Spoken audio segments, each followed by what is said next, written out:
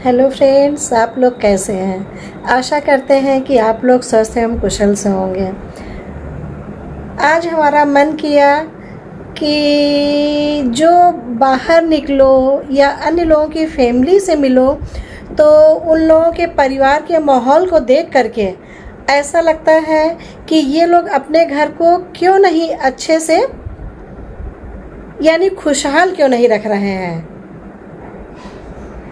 कभी बच्चों से टेंशन, कभी बड़ों से टेंशन, कभी लोग फांसी पे झूल जा रहे हैं, कभी लोग जहर खा ले रहे हैं।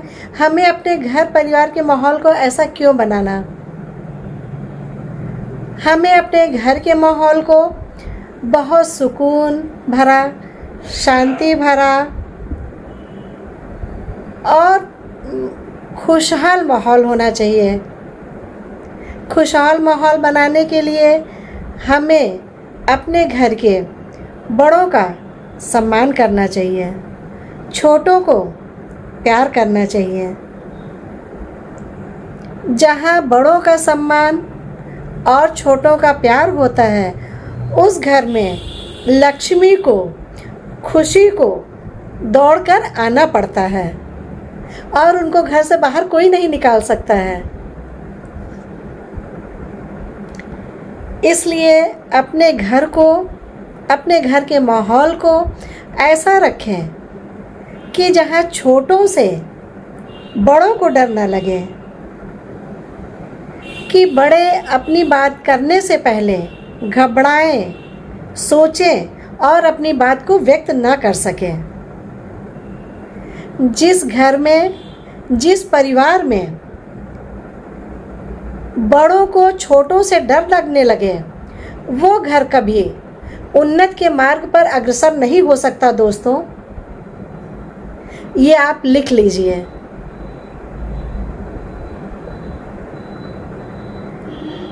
जिस घर में प्रातःकाल, सायंकाल अपने से बड़ों का चरण स्पर्श किया जाता है, अपने से बड़ों का सम्मान किया जाता है, उस घर का वातावरण आप स्वयं देखिए कितना अच्छा होता है।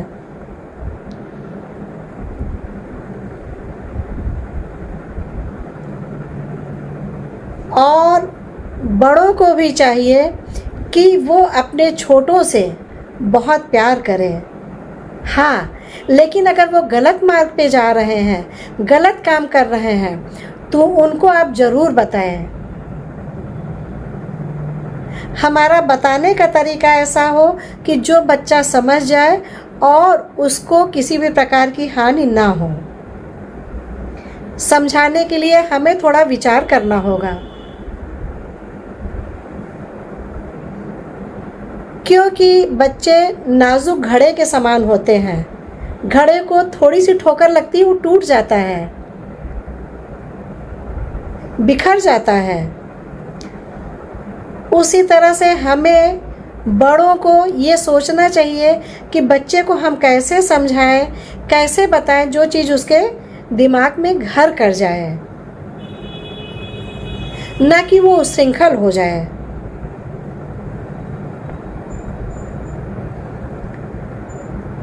हम अपने घर के माहौल को ऐसा बनाएं जो बच्चे और बड़े दोनों मिलकर एक दूसरे से शेयर करें।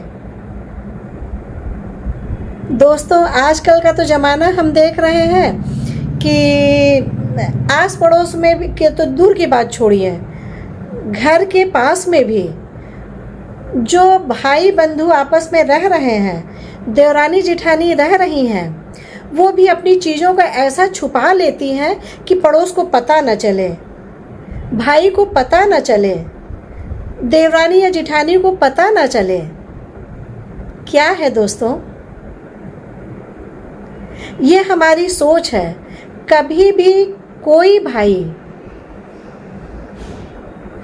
अपने भाई का बुरा नहीं चाहता है, चाहे वो छोटा हो चाहे बड़ा हो। ये हमारी दिमागी खुराफात होती है कि हम सोचते हैं उनको पता ना चल जाए।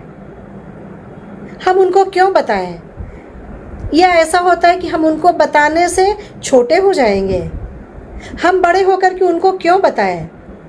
उन्होंने तो हमको ये चीज़ नहीं बताया, या उन्होंने हमारा इस चीज़ में सहयोग नहीं किया, तो हम क्यों करें? लेकिन आप एक बार करके तो देखिए, आपको स्वयं बहुत आनंद आएगा।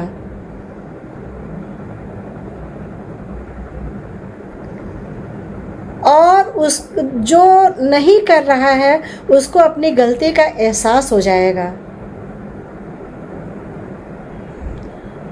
कि हम क्या कर रहे थे और हमें क्या करना चाहिए।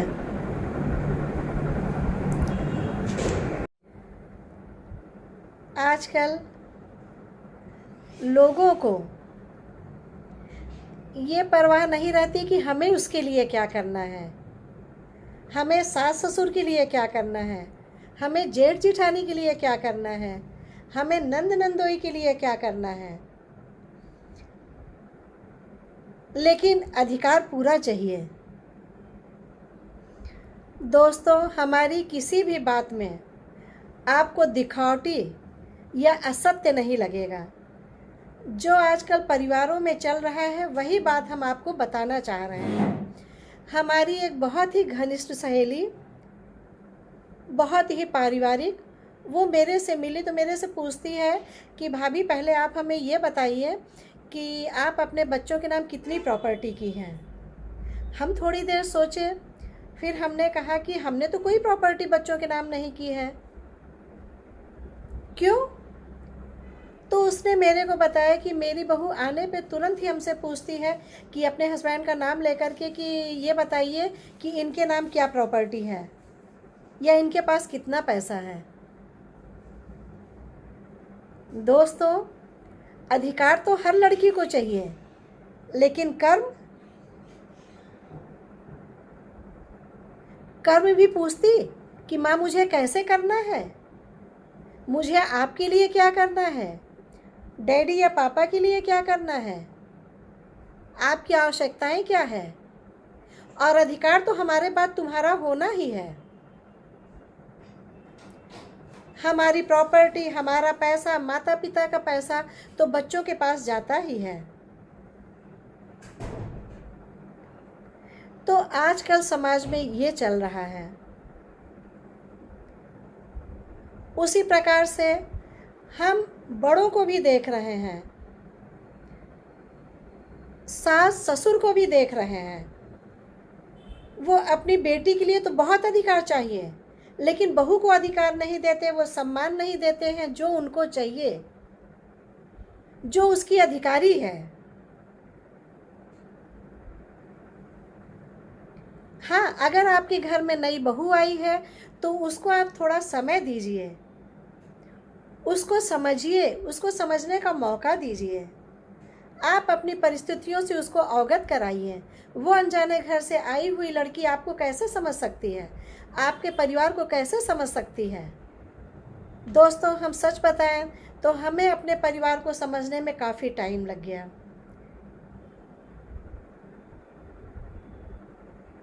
क्योंकि हमारा परिवार थोड़ा अंतर्मुखी था।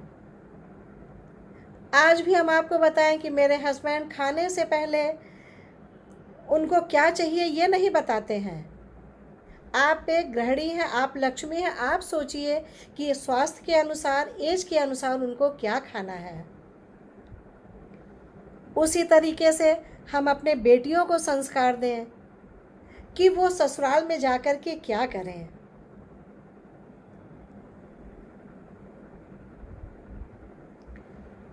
दोस्तों, हो सकता हो हमारी कुछ बातें आपके अनुकूल ना हो, आपको अच्छी ना लगी हो, उसके लिए हम क्षमा चाहते हैं। लेकिन जो अपने फ्रेंड सर्किल में हम मिलते हैं, लोगों से देखते हैं, वही आज हमारी इच्छा हुई कि हम आप लोगों से थोड़ा शेयर करें। पहले रहता था देवरानी जिठानी आपस में बैठती थी, बुनाई करती थी, एक दूसरे से अपनी चीज़ों को शेयर करती थी। अब क्या है कि गांठ बांध करके बैठ जाती हैं। हमें याद है कि पहले के समय में होता था कि अगर एक बहू बड़े घर की होती थी और दूसरी बहू छोटे घर की होती थी, तो बड़ी बहू के यहाँ से 2 साड़ियाँ आती थी तो छोटी बहू को दे देती थी और कहती थी कि ये बता दो कि ये मेरे मायके से आया है। आजकल ऐसा क्यों नहीं? हम इन खुशियों को फिर वापस क्यों नहीं ला सकते हैं? दूर ही दूर सही, लेकिन दूर से ही भी हम अपने प्यार को बांध कर रख सकते हैं। भावनाओं से, विचारों से, और आजकल तो सबसे अच्छा माध्यम है तो फोन। आप फोन करके एक हाल तो ले लीजिए। देखिए, अगर वो वर्किंग है तो, हाउसवाइफ है तो उसकी खुशी का ठिकाना नहीं रहेगा। दोस्तों, हम तो अपनी नंद को, भाभियों को, देवरानियों को, सहेलियों को भले ही कोई कुछ भी समझे, लेकिन हम हमेशा फ़ोन करते हैं, उनके दुख सुख को जानने की कोशिश करते हैं, और अगर हमारे योग्य कोई उस उलझन को सुलझा सकते हैं तो हम प्रयास करते हैं। आज के लिए बस इतना ही दोस्तों, फिर अगले वीडियो में मिलते हैं। तब तक के लिए